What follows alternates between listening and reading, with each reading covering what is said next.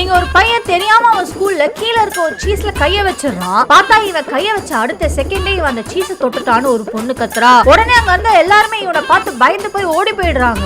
ஆனா இவன் அந்த தொடல நான் எவ்வளவு சொன்னாலுமே அங்க இருக்க யாருமே நம்ப மாட்டேங்கிறாங்க. இப்ப இவன் அந்த சீஸ தொட்டதாலே எங்க அவங்க மேல இவன் கைய வச்சிட போறானோன்னு எல்லாருமே பதறி அடிச்சு ஓடி போயிடுறாங்க. இதனாலே இந்த பையன் இப்ப இந்த ஸ்கூல்ல தனியாயிடுறான். சோ இது போகணும்னா இதை வேற ஒருத்தர் கிட்ட மாத்தி விடணும். அதுக்காக அங்க நிக்கிற ஒரு பொண்ணு அசந்த நேரமா பார்த்து அந்த பொண்ணை தொட்டுறான். இப்ப அந்த பொண்ணை தொட்டதுமே அந்த பொண்ணை சுத்தி இருந்த எல்லாருமே ஓடி போயிடுறாங்க. இப்படியே கொஞ்ச நாள் கழிச்சு பார்த்தா யாருக்கெல்லாம் சான்ஸ் கிடைக்குதோ அதை அடுத்தவங்களுக்கு மாத்தி விட்டுட்டு இவங்க தப்பிச்சுக்கிறாங்க. இதுல கூட பிறந்தவங்க ஃப்ரெண்ட்ஸ்னு யாருமே யாருக்குமே பாவம் பார்க்காம மாத்தி விட்டுக்கிட்டே இருக்காங்க. ஒரு நாள் வேற ஒரு ஊர்ல இருந்து ஒரு பையன் புதுசா படிக்கிறதுக்காக இந்த ஸ்கூலுக்கு வந்திருக்கான். அவனுக்கு இதை பத்தி எதுவுமே தெரியாதால அவனுக்கு இதை மாத்தி விட்டுட்டு போயிடுறாங்க. அதுல வெறுப்பாய் போய் அந்த பையன் அந்த ஊரை விட்டே ஓடிடுறான். சோ அதோட அந்த பிரச்சனை முடிஞ்சிருது. இப்படியே 10 வருஷம் கழிச்சு பார்த்தா அந்த சீஸ் அதே இடத்துல இன்னுமே இருக்கு. ஆனா இந்த சீஸை தொட்டா என்ன ஆகும்னே தெரியாத ஒரு புது பையன் அந்த சீஸை இப்ப தொடுறதுக்காக போறான்.